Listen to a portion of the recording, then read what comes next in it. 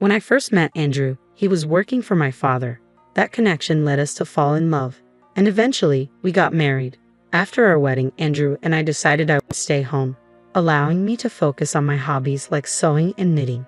I loved making scarves and gloves for him every winter, gradually improving my skills until he proudly compared my creations to store-bought items. His encouragement fueled my passion, and I dreamed of sharing this hobby with our future child, a thought that always brought smiles to our faces. Andrew and I have been married for 6 years now. Though we don't have children, we found happiness in our life together. Despite his demanding job, Andrew always made an effort to spend time with me on his days off, something that meant the world to me. However, there were moments when his long hours left me feeling isolated. 3 years ago, our peaceful life was upended when I suddenly collapsed at home due to dizziness. Andrew rushed me to the hospital, and I woke to overhear him discussing my condition with the doctor. It was serious, something I would have to manage for the rest of my life. While it wasn't immediately life-threatening, the possibility of future episodes meant long hospital stays were inevitable. Despite my anxiety, Andrew was there, reassuring me. He told me not to worry and promised to visit as often as he could. During one of those hospital stays, I found myself reflecting on the many scarves and gloves I had made for him over the years, now carelessly tossed aside. Then, one day, in what seemed like a thoughtless comment, Andrew remarked, "I married you because you're the boss's daughter." His words stung deeply. A cold realization washed over me. I needed to confront him about his true feelings and how we could move forward in our marriage. Though Andrew tried to comfort me with reassuring words, the wound from his earlier comment lingered. He continued to visit me, bringing my sewing tools to help pass the time. Teaching him how to sew became a sweet distraction, and we spent hours stitching together, talking about daily trivialities. It made the monotony of hospital life more bearable, and for a while, it felt like everything might still be okay. But after about a year, his visits became less frequent. What used to be daily check-ins dwindled to every few weeks. I assumed he was overwhelmed with work and poured my energy into sewing, working on a special scarf and gloves to give him during his next visit. Anticipating my discharge by the year's end, I put all my love and longing into each stitch. When he finally came back, I eagerly handed him the gloves I had made.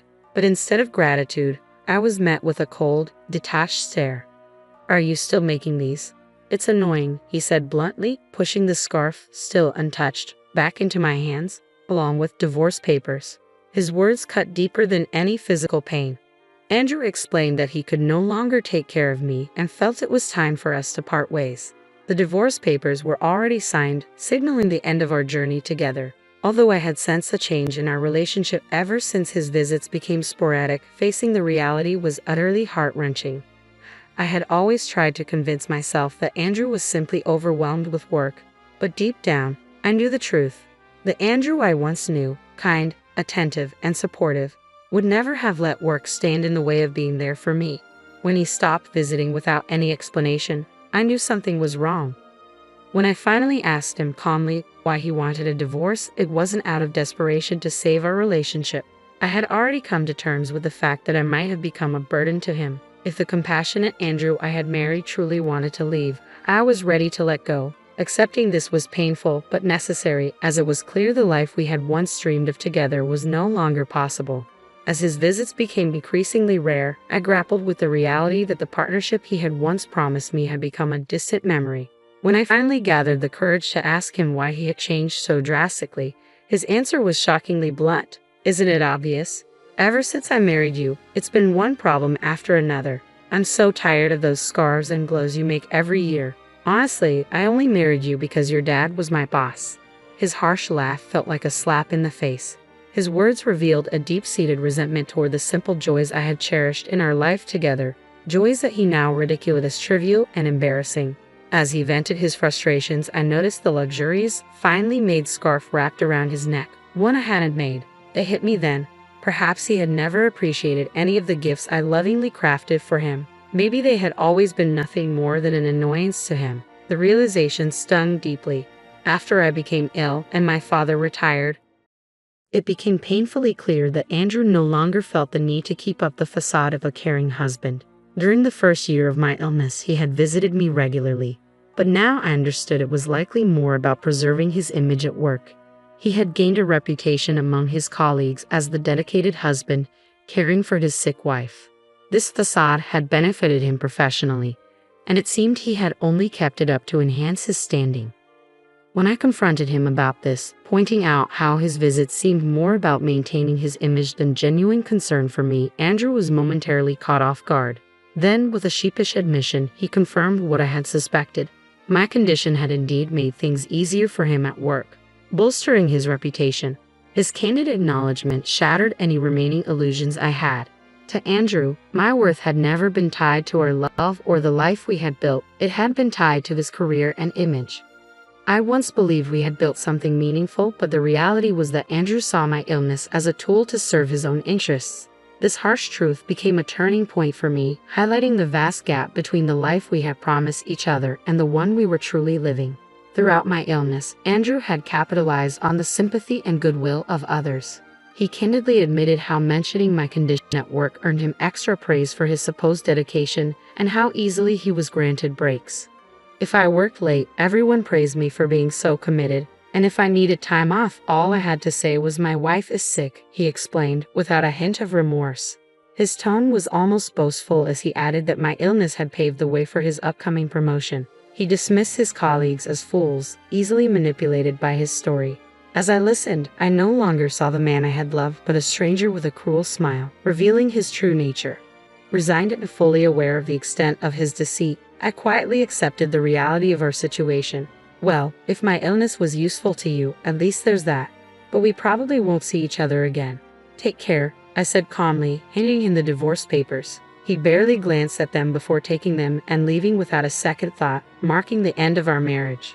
After he left, the weight of it all came crashing down, and I broke down in tears, alone in the silence. Shortly after, I was discharged from the hospital and returned to my parents' home. When my father learned how Andrew had exploited my condition for his own gain, he was furious. I never expected him to act like this, he exclaimed, shocked by Andrew's behavior. By that point, I had come to terms with the end of our marriage. I reassured my father, telling him I needed time to heal and wished to stay with him for a while.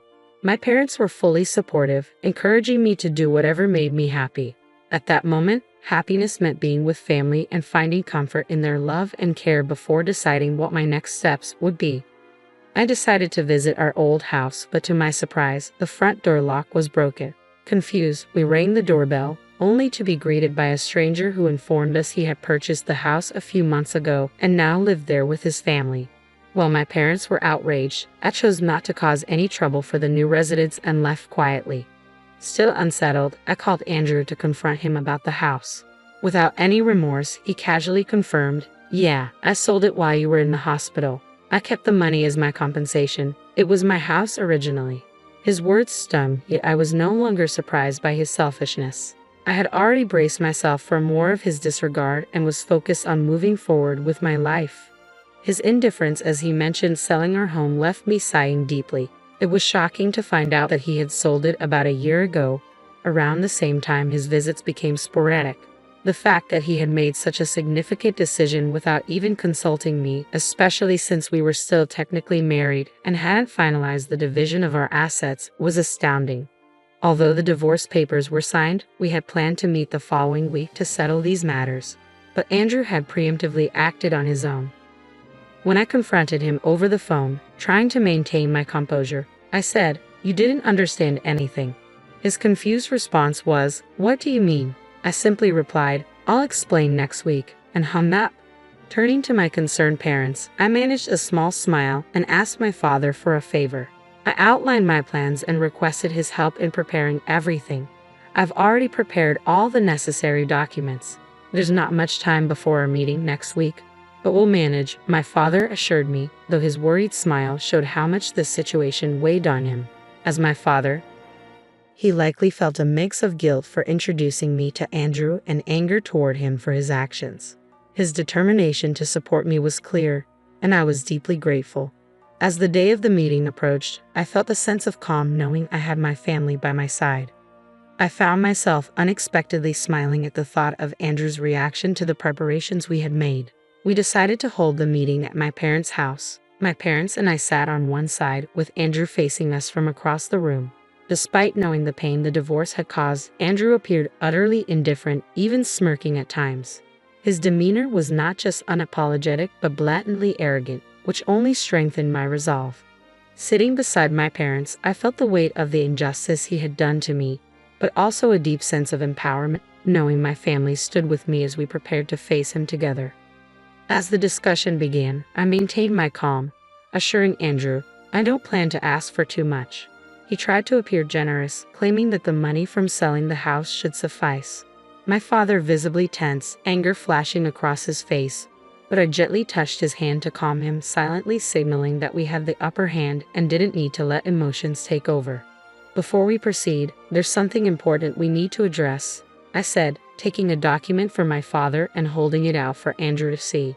"The house was indeed in your name, but the land it stands on belongs to my father, who holds the title," I explained calmly. Andrew's smirk faded slightly, replaced by a frown. "So what? The house was still mine. No one can argue with that. Do you think this gives you some way to get back at me?" He chuckled dismissively, failing to grasp the implications.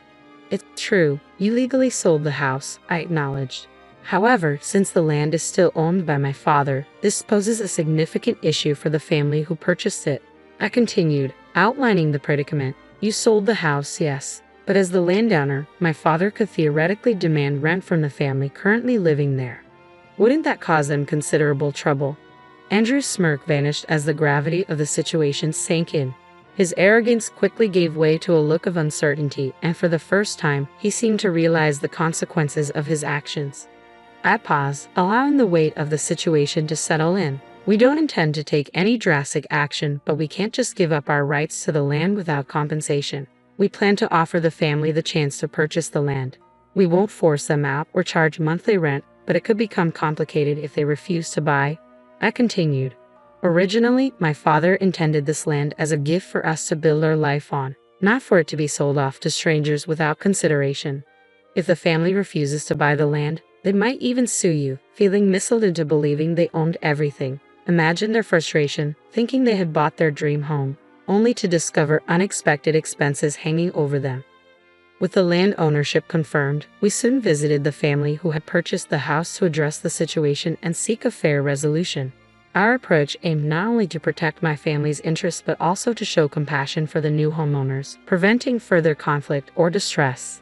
When we explained the circumstances to them, they were understanding but firm. They made it clear that any legal complications stemming from the sale would fall squarely on Andrew. They even mentioned the possibility of suing him if we couldn't come to a satisfactory agreement. I watched Andrew's face pale as he grasped the enormity of what was at stake. In a shaky voice, he asked, "What should I do?" I responded with a slight smile.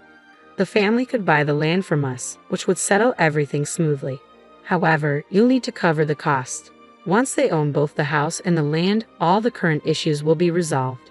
I continued, "Since they were unaware of the land's full value when purchasing the house, they might demand compensation from you.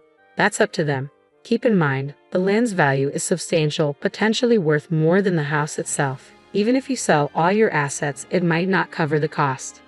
I paused, watching him absorb the situation before presenting another option. "Alternatively, you could buy back the house and the land, along with covering a relocation fee for the family. This would return both the house and the land to your possession, and you could attempt to resell them. But after paying the relocation fee, any profit would likely be minimal." I let the silence grow for a moment before adding, "And regarding alimony, your actions have caused me significant emotional distress. I fully intend to seek compensation for the emotional damage you've caused," I stated, my voice unwavering. "You've used me as a pawn to advance your career, and now that I can see it clearly, I'm disgusted by everything you've done. Pursuing damages for this emotional distress is the least I can do. Even though the evidence may be limited and a victory uncertain, discussing it is necessary, especially given the situation you're in now." My father, though retired, chimed in with a stern, authoritative tone. "I still have many connections from my career. I've been in touch with former colleagues, and they've shared their opinions on your actions regarding my daughter. You're not only losing respect in the workplace, Andrew, people are looking down on you." He spoke with a cheerfully grim smile, and I saw the realization finally dawn on Andrew. The combination of potential legal, financial consequences, and the crumbling of his professional reputation cornered him, forcing him to confront the harsh realities he had created. The status he had built at work with me as a stepping stone was now collapsing around him. Sitting confidently across from Andrew, I clasped my hands together, smiling in a way he had never seen before, radiant, calm, and assured. "Let's talk about what happens next," I began, my voice steady. Andrew, caught in the gravity of the situation, let out a strained laugh, his eyes brimming with tears. As the negotiations unfolded, it became clear that the advantage was entirely mine. He agreed to pay alimony and compensate for the land where our house once stood. We later met with the family who had purchased the house, explaining the arrangement and ensuring they were treated fairly under the new terms. In the end, the result was favorable for everyone, except Andrew. He found himself losing everything. The subtle rumors my father had sown throughout Andrew's company compounded his losses. His professional reputation eroded, halting any chance of a promotion. Isolated and overwhelmed, Andrew eventually resigned, an outcome my father shared with me later. There was a temptation to see this as karma. The gains Andrew had thought he secured through manipulation and exploitation turned out to be fleeting, crumbling under the weight of his actions. Now back at my parents' home, I found solace and purpose. I started teaching sewing classes, modestly attended by local women and children. The joy and fulfillment I derive from sharing my skills have brought me a deep sense of happiness. This unexpected turn in my life has shown me that even without the children I once dreamed of having with Andrew, I can still impart my passion and experience in ways that enrich both my life and those around me. More than anything, this journey has taught me about the resilience of the human spirit and the surprising paths that lead to true fulfillment.